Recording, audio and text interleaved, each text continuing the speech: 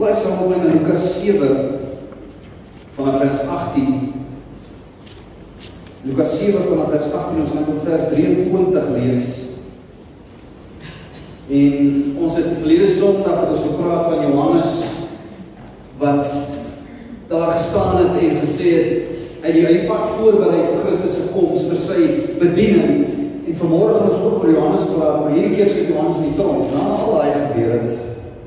Lees vanaf vers 18, en sê, en die disippels van Johannes het hom van al hierdie dinge berig gebring. En Johannes het sekere 2 van sy disippels na hom geroep en hulle na Jesus gestuur en gesê, is u die een wat sou kom, of moet ons 'n ander een verwag? En toe die manne by hom kom, sê hulle, Johannes die doper het ons na u gestuur en gesê, is u die een wat sou kom, of moet ons 'n ander verwag? En in dieselfde uur het hy baie mense genees van siekes en kwale en bose geeste en aan baie blindes die gesig geskenk. En Jesus antwoord en sê vir hulle, gaan vertel aan Johannes wat julle sien en hoor, blindes sien weer, krepeles loop, malaatses word gereinig, dowes hoor, dooies word opgewek, aan armes word die evangelie verkondig. En salig is elkeen wat aan my nie aanstoot neem nie. Ek onthou so 'n paar jaar terug, toe kom ons van die Kaap af, op pad terug Woester toe, en het begin al sterk skemer word, en het begin toe te reën, en ek besluit toe, maar ek gaan nie in die tonnel gaan nie, ek gaan bo die berg gaan, almal ken die Toystoefpas, met Parel en Wellington in jou linkerkant, en ek besluit nie, want ons gaan so 'n bietjie liggies kyk. En so ek sê, het begin te reën, en ek vat die pas, en so ek sê, die kar van my is nou op, maar hy skrik nie vir 'n bulb nie, en terwyl ons so opgaan, jy kyk die liggies, alles is nog mooi, en die volgende oomblik ry ek in 'n misbank in, en ek kan niks voor my sien. En jy weet, dit is nie net mis nie, dit reën ook, so ek het nog nooit in my lewe sien, ek het nie geweet het reën terwyl dit mis nie, dit is vir my, ek het nog nooit so iets beleef nie. En skielik begin alles, ek in hierdie normale landmerke wat ek ken, ek ry jare bo my berg, en is skielik weg, skielik is die pad voor my weg, en skielik is Parel en Wellington aan my linkerkant is weg. En al wat ek voor my kan sien is die stukkie van die pad aan die voorkant, en die probleem is, my ligte is op brights, en wat in my ligte vooruit, dit verblind my. Ek kan nie my brights aansit, ek weet, dit is goed dat jy gewoonlik doen, as jy kan sien met my brights aansit. En dis wat jy daar sien, ek kon niks sien nie, dis nie 'n kar van voor nie, dis my eie ligte wat my verblind. En al wat ek kan sien is die stukkie streep in die linkerkant van die pad. En skielik waar ek normaalweg by die spoedgrens hou, moes ek baie stadig gery. Ek moes my ligte op dim sit, en ek moes my misligte aansit, net sodat ek kan sien voor my. En ek was bang, kyk, ek word dryf nie. Ek sê, ek het nog nie soos wat, ek weet nie van die karre wat voor my kom, ek weet nie van die karre wat agter my is nie. En op 'n stadium wou ek aftrek van die pad af. En nou weet, dis dieselfde pad. Ek meen, ek ry al jare, as kind het ek saam op my pa oor die berg heen en weer, en as groot mens het ek self oor die berg, dis nie onbekend nie. Selfde pad, selfde omgewing, al wat gebeur het is mis en reën. Net die omstandighede van. Selfde pad. En net so kry ons in ons eie lewens sulke mistige, reënerige omstandighede, waar ons voel, Here, ons weet nie wat se kant toe nie. Here, waar is U? Is U nog hier met my? Ons sukkel. En hulle noem dit die donker, as dit erg genoeg word, noem hulle die donker nag van die siel. The dark night of the soul. Jy kan dit gaan Google so bietjie. En net oor die 2000 jaar terug, sit Johannes die doper binne die tronk van die somerpaleis van koning Herodes. En hierdie getroue profeet beleef 'n mistige kom. Hy beleef so omstandighede in die gees. Ek wil net so rukkie terug sy werk voltooi om die pad voor te berei vir die Christus wat in die kom is. Hy het hom uitgewys en gesê, toe hy vir Jesus kom, het hy gesê, daar is die lam van God wat die sonde van die wêreld wegneem. En hy begin uitfaseer uit die bediening uit. Ek wil hy al minder geword, en hy het self gesê, hy gaan van die toneel verdwyn, Johannes 3 vers 30, hy het gesê, Jesus moet meer word, maar ek minder. So dit is nie vir hom vreemd nie, maar hier sit hy onskuldig in die tronk, omdat hy 'n durf waag het, om vir koning Herodes aan te spreek oor dat hy getrou het met sy broer se vrou, Herodias. Onskuldig sit in die tronk. Nou, het was gedurende hierdie tyd, party sê dit was maande, party sê dit kon tot en met 'n jaar gewees het, wat hy in hierdie tronk gesit het op hierdie stadium, en sy disippels bring vir hom nuus uit Israel om vir hulle te sê, maar luister, dit is wat besig is om te gebeur, en natuurlik bring hulle vir hom nuus van Jesus, van die Messias, dit is logies. En dan was goeie nuus. Ek bedoel, ons lees net voor hierdie gedeelte lees jy, dat Jesus het die hoofman oor 100 se bediende het hy, sy dienaar het hy gesond gemaak wat byna dood was. Hy het die weduwee se seun wat wel dood was, het hy lewendig gemaak. So dit is goeie nuus, maar daar was ook slegte nuus. Daar was kindernuus oor Jesus. Ek meen, as jy in 7 vers 34 net 'n paar verse aanlees, gaan jy hoor wat sê hulle vir hom. Hy was 'n wynsuiper en 'n vraat, en hy was 'n vriend van tollenaars en sondaars. Ek meen, as jy sonde het vlakke, maar ek bedoel, 'n tollenaar was 'n sondevlak. Hy's vriende van tollenaars en sondaars. En op 'n manier het hierdie goed nie Johannes se goedkeuring weggedra nie. Dit is nie wat hy gedink het, die Messias se bediening, hoe dit moet lyk nie. Lukas 7 vers 18. Lees weer daar. Vers 18 en 19. En die disippels van Johannes het hom van al hierdie dinge berig gebring, en Johannes het sekere 2 van sy disippels na hom geroep en hulle na Jesus gestuur en gesê, is u die een wat sou kom, of moet ons 'n ander een verwag? En toe die manne by hom kom, of sou hy net tot sover. So ek het seker gedink op daai stadium dat Jesus onmiddellik dinge gaan laat gebeur in Israel. Die oordeel moes onmiddellik begin. Johannes het gehoor van hierdie goeie dinge wat Jesus doen, ek meen, blindes sien en dowes hoor en al die goeders, maar wanneer gaan hy by die belangrike goed kom?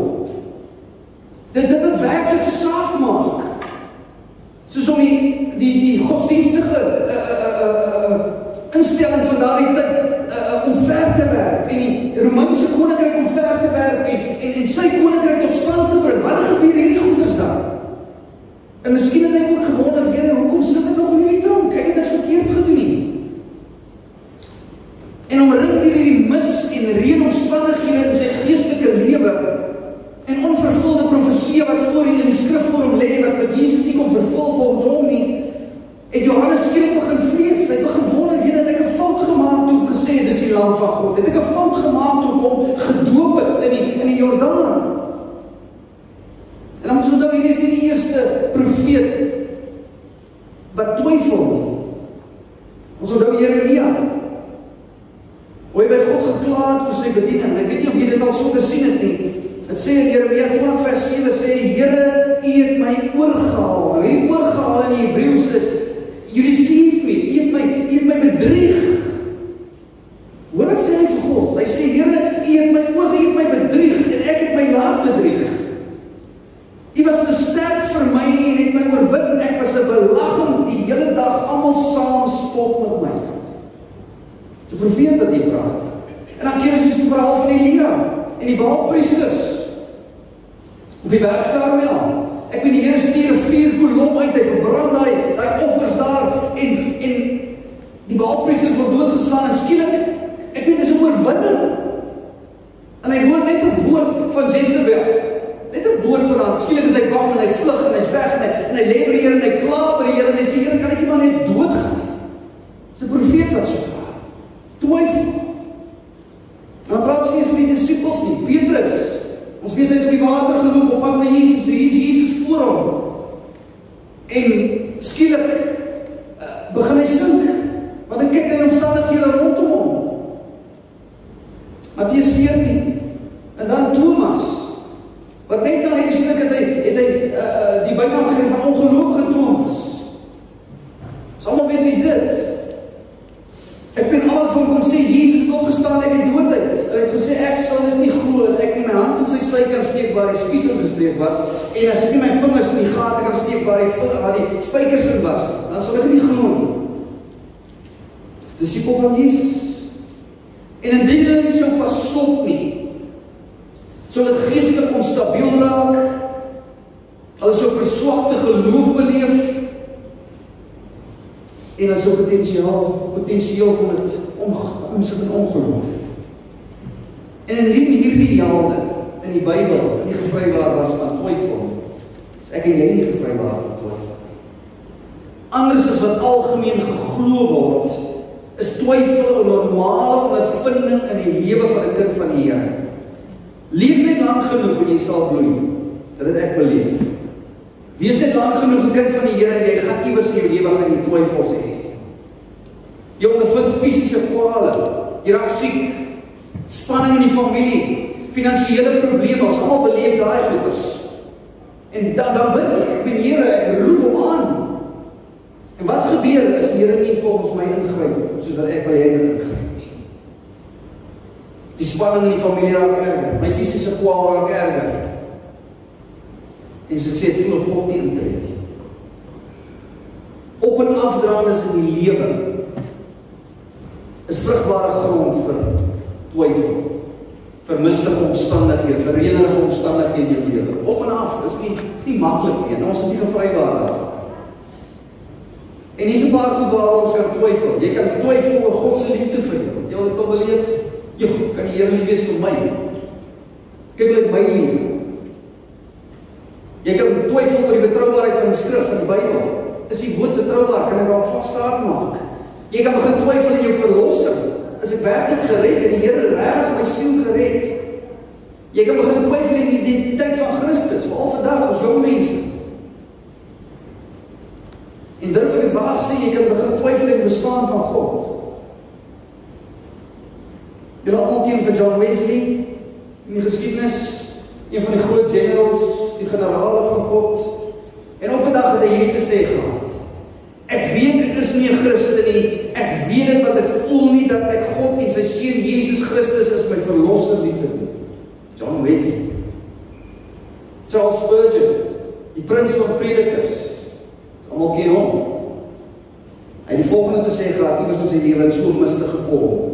Hy sê, skielik kry ek hierdie gedagte wat ek verafskeid, maar nie kon oorwin nie, dat daar geen God, geen Christus, geen hemel en geen hel is nie, en dat al my gebede 'n klug was, en dat ek net so goed vir die wind kon fluit, of met die branders kon praat. Charles Spurgeon. Daar's 'n man met die naam van Dan Barker. Hy het reeds as tieners bely dat hy 'n kind van die Here is. En vir meer as 20 jaar was die godsdienst en die kerk was vir hom belangrik. Dit is 'n belangrike deel, groot deel van sy lewe. En hy word 'n prediker wat die evangelie van Christus Jesus deur musiek verkondig. Hy het musiek gebruik. En hy skryf bekende godsdienstige musiekblyspele, soos Mary Had a Little Lamb. Hy het die liedjie geskryf en daar was 'n musiekblyspel, Mary Had a Little Lamb, en dan het hy 'n liedjie geskryf, daar is slegs een. There's only one. En hy tree op saam met baie groot Christenname. En skielik, eendag toe lees hy iets wat net teenstrydig is met God se woord. Dit maak nie sin vir hom nie. En hy begin twyfel, nie net in Christus nie, in sy verlossing nie, maar hy begin twyfel in God se bestaan self. En vandag sê 'n wêreldbekende ateïstiese leier. En hy het boeke geskryf soos Goddeloos. En die volgende een is Verloor geloof in geloof. Twee boeke wat hy geskryf het. En dan werk hy saam met die Vryheid van Godsdienststigting. En hy is een van die leiers daar. En dan het hy 'n liedjie geskryf. Niks misluk soos gebed nie. Dis 'n robbeliedjie. En tydens 'n onderhoud het hy eendag gesê, hoe gelukkig kan jy wees as jy dink dat jou elke daad en gedagte gemonitor word deur 'n veroordelende spook wat hy van God sê. En dit kan net sowel ek en jy gewees het. En dit breek my hart om dit te lees en te hoor van hierdie mense. Maar dit kon net sowel ons wees. Ons is niks beter as hierdie. Nou wedergebore kinders van die Here twyfel ons nie, reg? So dink ons. Ons hou dit vir onsself. Ons sukkel alleen. En hierdie mis en hierdie reën raak al hoe digter rondom ons. Ons kan nie sien nie en ons begin sukkel met elke minuut as 'n tik van jou horlosie, raak het al hoe donkerder op ons. En met jou geestelike ligte opbraai, jy kan sit daar en hierdie mis verblind jou, die omstandighede verblind jou. So wat het Johannes gedoen in sy omstandighede? Wat het hy gemaak? Ons lees wat het hy gemaak, Lukas 7 vers 20. Ons gaan weer so. 7 vers 20. Hy sê, en toe die manne by hom kom, hy stuur hulle na Jesus toe, sê hulle, Johannes die doper het ons na u gestuur. So waar gaan hy? Na Jesus, direk. Is u die een wat sou kom, of moet ons 'n ander een verwag? En in dieselfde uur het hy baie mense genees van siektes en kwale en bose geeste en aan baie blindes en genesing gesig geskenk.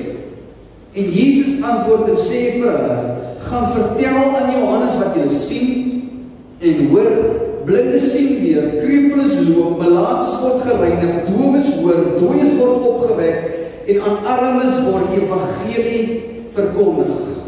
So wat het Johannes gedoen? Wel, om te begin moet ons besef dat twyfel is nie ongeloof nie. Twyfel is nie die teenoorgestelde van ongeloof nie, is nie. Ongeloof, twyfel is nie die teenoorgestelde van geloof nie. Ongeloof is die teenoorgestelde van geloof. Ongeloof is wanneer ons weier om God se woord te glo en dit te doen. So twyfel is net jou verstand, wat probeer sin maak van omstandighede rondom jou. Dit is moeilik, ons gaan deur moeilike tye. Ek ben nie so seker, jy is dalk besluiteloos. En twyfel is nie noodwendig sonde nie. Dit hang af wat ons toelaat om in ons lewens te doen. Wat laat ons dit toe? So in plaas daarvan dat hy fokus op hierdie misomstandighede, sy bereik is op hierdie mis, sien nou verblind dit jou. En sy lig is op hierdie op ding gesit. Ek ben hier sit onregverdig in die tronk. Hy het die manier om by Jesus te kom, maar so wat doen hy? Dat hierdie Jesus genade dat hy nog disippels gehad, vriende om hom, wat by hom in die tronk om besoek aflê het. Mense wat hy kon vertrou en met wie hy die twyfel kon deel. Ek meen, jy kan nie dit met enige deel nie. Ja, met jy gehoor, hy twyfel in Jesus se bestaan, hy twyfel, jy kan nie dit met enige sê nie.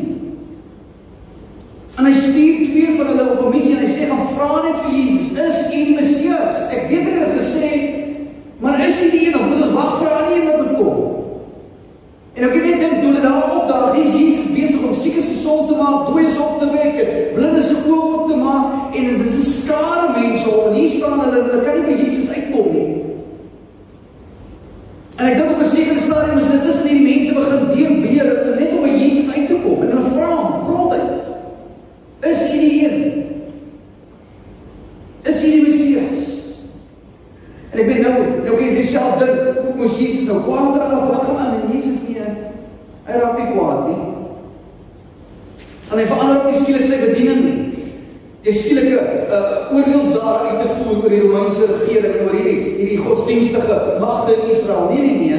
Hy gaan net aan met die werk wat sy Vader hom voorgestuur het. Is om genade te betoon en die evangelie van die koninkryk van God te verkondig. Hy gaan net aan daarmee. En dis dieselfde waarvoor ek en jy geroep is. Ons is dieselfde roep. Wees genadig aan die mense om jou en verkondig die koninkryk van Christus Jesus. En wat doen Jesus? Hy herinner ons saggies aan profeseë wat geskryf is in die Ou Testament. Hy sê, onthou die profeseë, gaan sê vir Johannes, hy moet die profeseë onthou. Lukas 7:22. Dit is weer daar.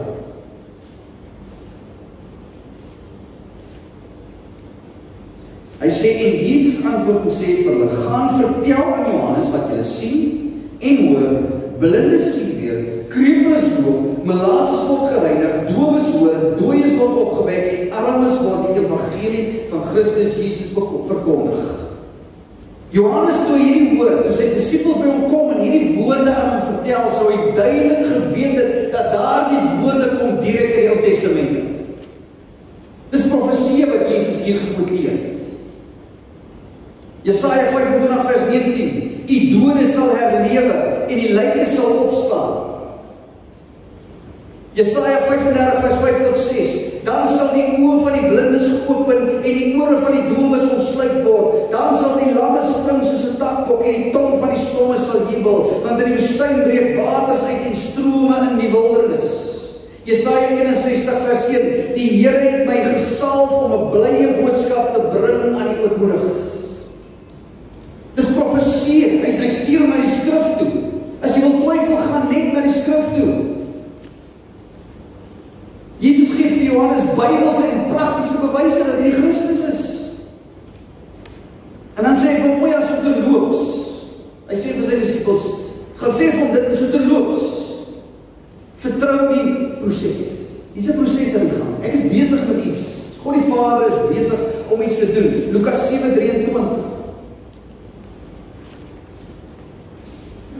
Die laaste versie daar. 7:23. Hoor wat sê hy? En salig is elkeen wat aan my nie aanstoot nie. Romeine 9:33. Romeine 9:33. Hy sê soos geskrywe is, kyk ek lê in Sion 'n steen van aanstoot en 'n rots van struikeling, en elkeen wat in hom glo sal nie beskaam word nie. Wat sê hy vir Johannes? Hy sê wie wat, ja, ek gaan kom om hierdie wêreld te oordeel. Maar eers moet ek kom om het te red. Ek moet eers kruis.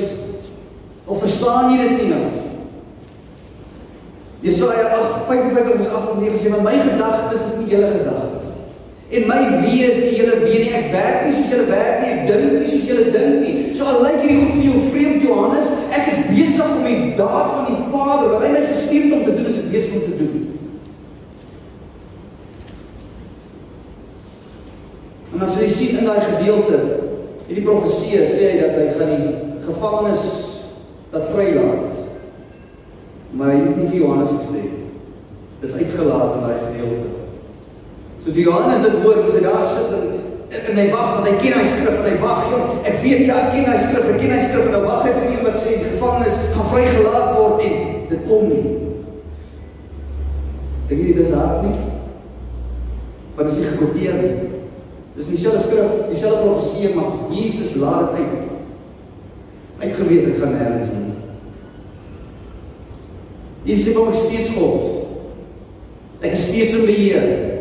Ek is steeds almagtig. Ek is daar in die mis met jou. Ek is daar in die tronk met jou, Johannes. Jy is nie alleen nie. Spreuke 4 vers 18. Spreuke 4 vers 18 sê, terwyl die pad van die regverdiges is soos die lig van die môreglans, wat al helderder word tot die volle dag toe, is die weg van die goddelose soos duisternis. Hulle weet nie waaroor hulle sal struikel nie. So jy is nou in 'n situasie, jy sit in hierdie mistige omstandighede, dinge lyk moeilik en dinge lyk donker en ek weet nie wat se kant om te gaan nie. Hy sê dat jy as regverdigheid, soos wat die son opkom, jy sien raak al helderder, so gaan jou lewe wees. Al helderder gaan dit word. 1 Korintiërs 13 vers 12 in die Message Bible sê die volgende, ek gaan dit vir julle lees. Beautiful. Hy sê, we don't yet see things clearly.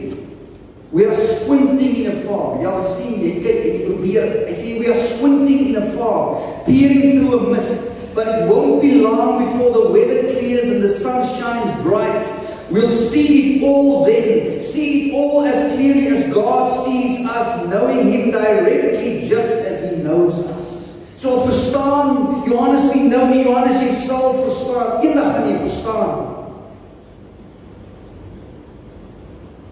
En so het Johannes homself in daardie mistige kol bevind, maar hy bevind Jesus is ook daar saam met my. Hy is nie alleen nie.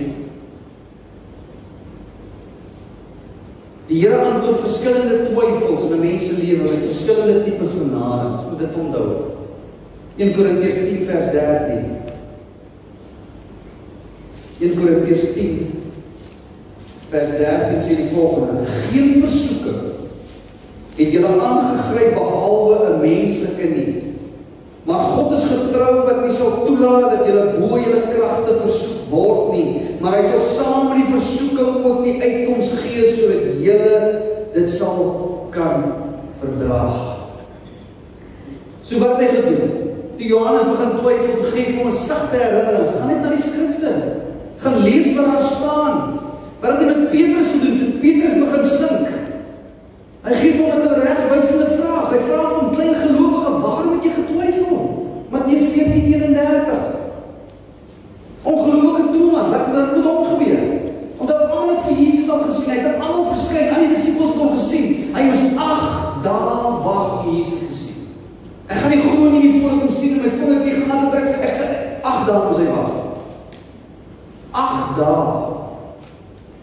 Maar al die goeders het een ding in gemeen, hulle twyfel het nie sonde geword. Hulle twyfel, hierdie donker mis het hulle na Jesus gedryf. En deur God se genade was hulle oë op die grond gehou, gefokus op die pad hier voor hulle. Soos wat ek my ligte op ding sit en my misligte moes aansit, net om voor my te sien, net hy stukkie streep aan die linkerkant. Want baie keer is dit al wat God vir jou gaan gee, is daai stukkie streep.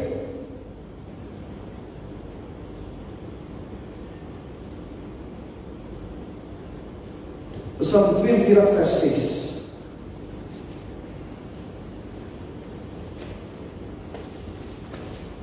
So wat moet ek doen?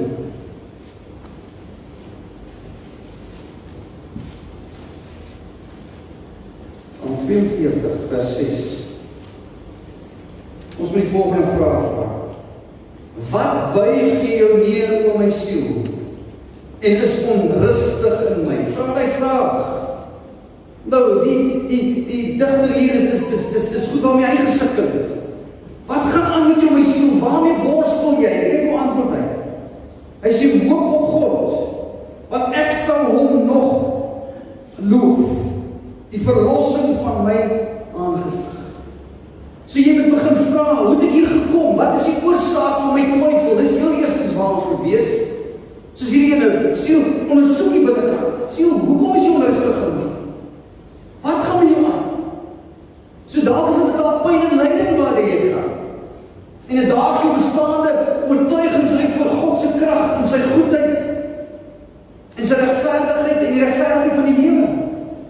Dalk sukkel jy daarmee. Dalk is dit 'n onbeantwoorde vraag waarmee jy sukkel. Indien God dan so goed en almagtig is, hoekom is daar swaar kry en pyn en leed in hierdie lewe? Hoekom antwoord hy nie gebede nie? Waar is die God? Dalk sit jy met hierdie vraag. Dalk sit jy met onbeleide sonde in jou lewe. En nou begin bevraagteken jy jou verlossing. Jy bevraagteken jou verhouding met God. Jy bevraagteken die werk aan die kruis. Dalk sit jy met irrasionele bekommernisse. Dalk van ons bekommer ons oor alles. Ons stres oor alles. Daar was enige jong man wat gesukkel het met hierdie vraag. Wie is ek? Waar kom ek vandaan en waarheen is ek op pad? En hy het groot geword en sy ma was gelowig, maar hy kerk toe gegaan. En hy het op 'n stadium in sy eie woorde gesê, ek het 150% van my lewe vir die kerk gegee, en ek het geglo, dis die ding, en hy kom eendag op 'n plaas gebly, en hy sê, hy kom eendag daar ingestap, en sy ma lê daar in die kraal, lê sy tussen die beesmis, waar sy pa, sy ma, aangeraand het. En hy besluit, daar kan nie 'n God wees. Nie as hy dit toelaat, ek wil lyk met sy ma, en hy besluit, die kerk is nie vol nie, en hy raak ontslae af. Toe besluit hy, maar hy sal na die hoër onderwys toe gaan, ek sal by die universiteit gaan inskakel, en ek sal daar die antwoorde op my vraag kry, die antwoorde op my lewe. Wie is ek, waar kom ek vandaan, en waar is ek op pad? En terwyl hy daar was, het hy al die vrae, ek weet as 'n klas verby was, het hy na die laptop toe gegaan en gevra, jong, ek sukkel met die, ek na die studente toe gegaan, en as hulle hom sien aankom met op 'n stadium, as hulle sien aankom my aan, dan dacht ek daai vir hom, jy het dit gedoen? Dacht ek hom nie gesien. Of dalk het ek so. En toe besef hy, maar hierdie studente en hierdie lektore sit met dieselfde probleme waarmee hy sit. En hulle het ook maar nie antwoorde. En toe op 'n dag te sê, daar is so 'n klein groepie wat gewoon daar in die tuin sit. Is 8 studente en 2 personeellede. En hulle is net anders, is iets anders aan hulle. Daar is 'n liefde onder mekaar, hy verstaan dit nie, en hy gaan sluit met die groep aan. En dis die enigste groep wat nie van weghol nie.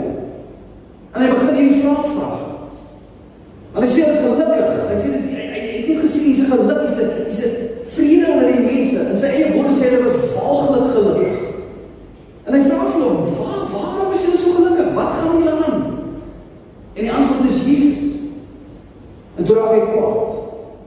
En hy sê, ek is dit vir Jesus, ek is dit vir die kerk, ek is dit vir die Bybel, ek is dit vir godsdienst. En een jong dame daar sê, kom hier wat ek verduidelik die verskil tussen godsdienst en Christendom. Sy sê, godsdienst is jy as mens wat self na jou God probeer gaan, jou eie goeie dade en jou eie goeie. Dis godsdienst. Sy sê, maar Christendom sê vir jou, ek kan nie tot by God gaan nie. As hy nie kom nie, kan ek nie tot dat, dan is daar geen hoop en daar is geen genade nie. Jy kan niks doen om hom tevrede te stel nie. Dit is Christendom. Jesus moes kom. En sy gee my uitdaging. Sy sê, wie wat, jy is mos so slim, jy is mos uitregtig geswat. Jy ken ons die regte en goeders, jy ken so 'n bietjie van bewyse insamel en alles. Sy sê, van bewys jy dat Jesus Christus nie die seun van God is.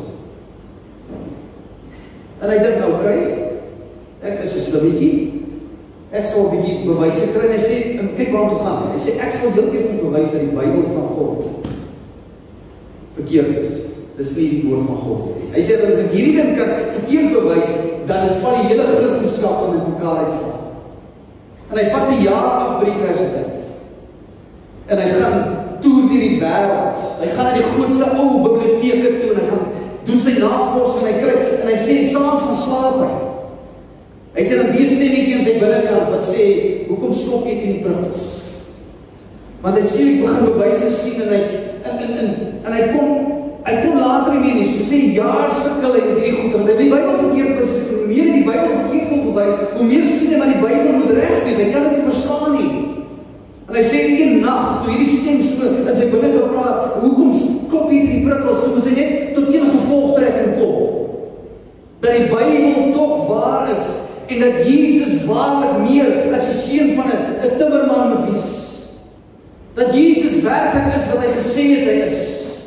Hy kon net tot daai gevolgtrekking kom.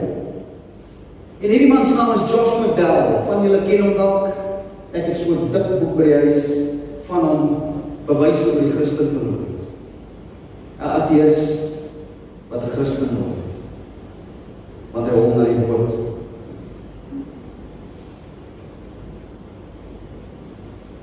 So hoe veg jy 'n donker nag van die siel, wanneer dinge vir jou nie sin maak, Here, ek sukkel, hoor jy my stem, waar is U, dinge lyk nie mekaar, wat doen jy, waartoe gaan jy, wat moet ek doen? Dan heel eerstens, hier is nog met een, die Here het jou 'n geestelike familie gegee, dit net rondom, jy hoef nie alleen te sukkel, wat het met Johannes gebeur, hy het disciples gehad, met wie ek kon deel, en sê, ek sukkel met hierdie ding, gaan vra vir Jesus. So ek wil vir jou sê, bly in die groep, heel eerstens. Bly in hierdie gemeenskap, nie onder mekaar, bly in die lig, gaan vra wyse raad. Judas 1:22. Judas 1:22. Hoor wat sê hy so?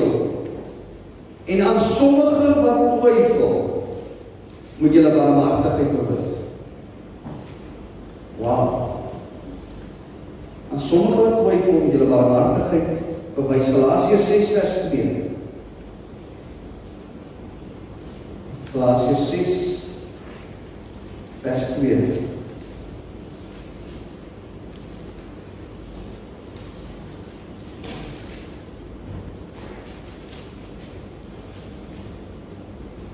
Hy sê, dra mekaar se laste en vervul so die wet van Christus.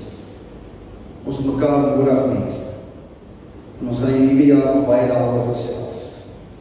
So heel eerstens, bly in jou geestelike familie. So nommer 2, wat doen ek? Die Here het jou sy woord gegee. Bestudeer jou Bybel. Gaan na Christus. En dan al die antwoorde op jou vrae van hoekom en waarom en wanneer, Here, al die vrae sal hierin beantwoord word. Psalm 119 vers 105.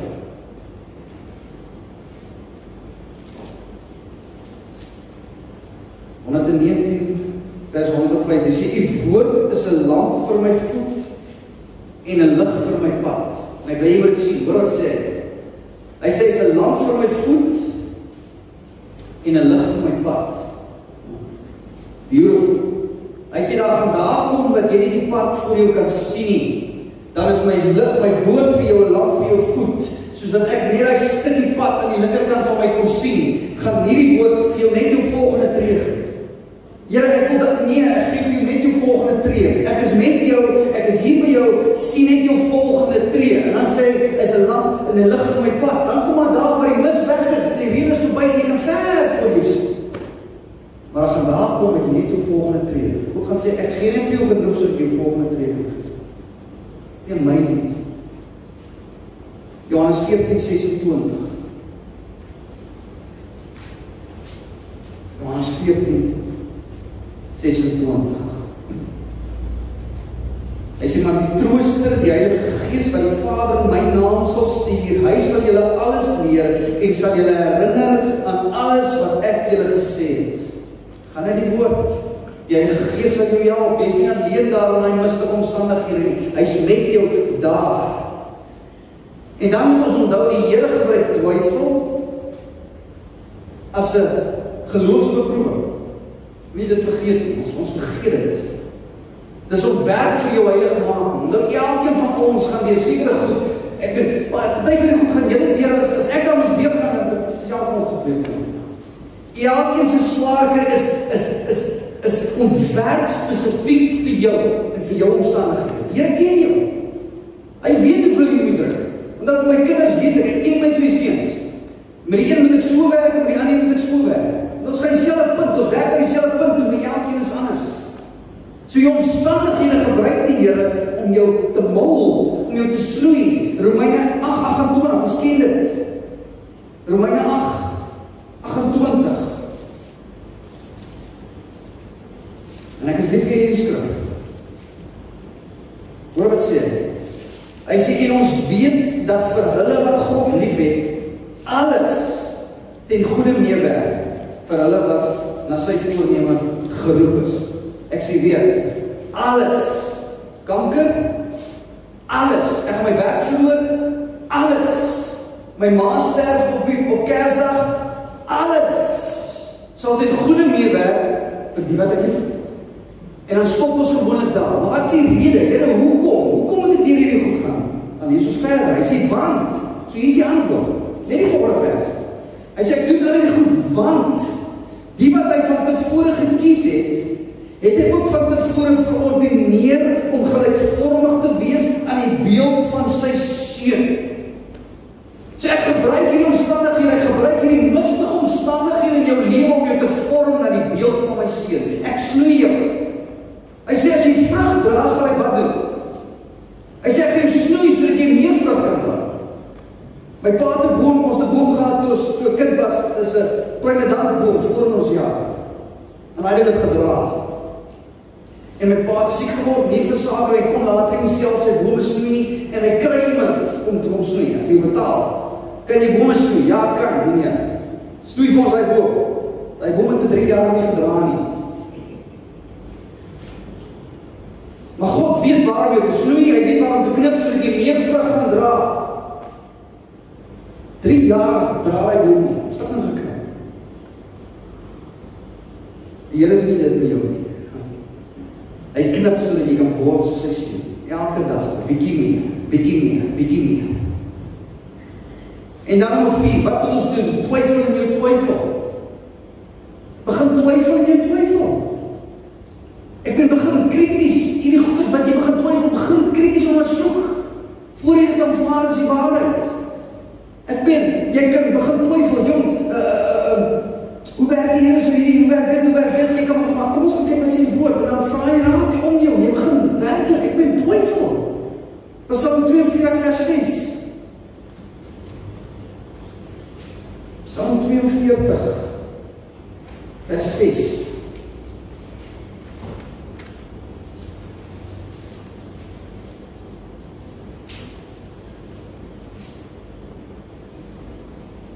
Hier is, hy sê hoop op God. Wat buig jou meer om my siel en is onrustig om my hoop in God, want ek sal hom nog loof en verlossing van sy aangesig. So ten spyte van die feit dat hy ook twyfel en hy sukkel en hy worstel, sê ek nog steeds in God glo. Ek hou nog steeds van vas. Net omdat ek nie verstaan nie, beteken nie die woord is onwaar nie. Dit beteken net ek verstaan op hierdie stadium nog nie hier wat hier gebeur is. Die Here is besig met my. Hy is besig om my te laat groei. So hoe het Johannes se storie geëindig? Hy is onthoof, reg? Hy is dood in die tronk. Ek het Jesus gesê, ek het gesê, hy het als van geprofeteer, maar hy gedeelte van sê, hy die tronk het kom, is uitgelaat. Hy het gevonden, so hy het gesterf in die tronk, so hy is onthoof. Matteus 14 vers 12. Die laaste skrif, Matteus 14 vers 12. Kom ek sê vir jou, Johannes in sy twyfel oorkom. Twyfel, hy het in die mis gesit, hy het van Jesus gaan vra van, is hy die een, hy het sy twyfel oorkom. Matteus 14 vers 12. Kom ons lees vanaf vers 12. Vanaf vers 10, hy sê, en hy het gestuur en Johannes in die gevangenis onthoof. Sy hoof is toe op 'n skottel gebring en aan die meisie gegee en sy het dit na haar moeder gebring. En sy disippels het gekom en sy liggaam weggeneem en dit begrawe. Right?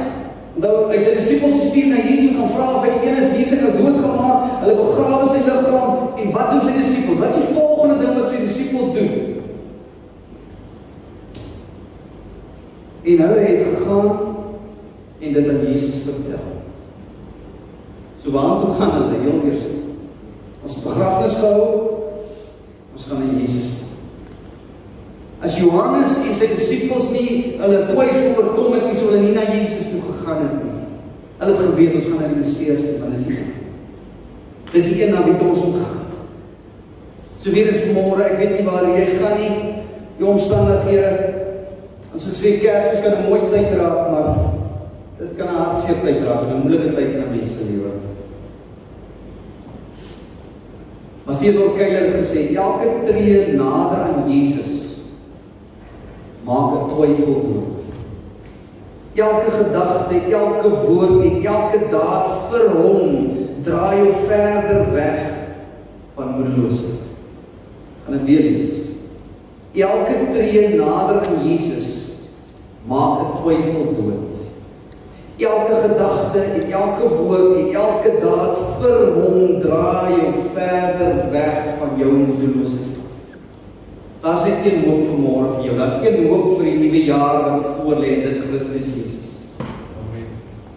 Ek sê weer, julle as gemeente is deur 'n moeilike tyd, onseker tyd, julle sit met hierdie goed. Maar die Here sê ek is met julle hier. Ek is met julle. In die nuwe jaar wat voor lê, ek is opgewonde. Ek kan nie wag om te sien wat die woord van die Here in ons lewens gaan maak. En ek sê weer, ek vertrou die Here. Dis al. Sê ek kan net soveel doen. As die Heilige Gees nie kom en lewend maak, as hy nie kom om verander nie, kan ons niks doen. So ons vertrou is op hom.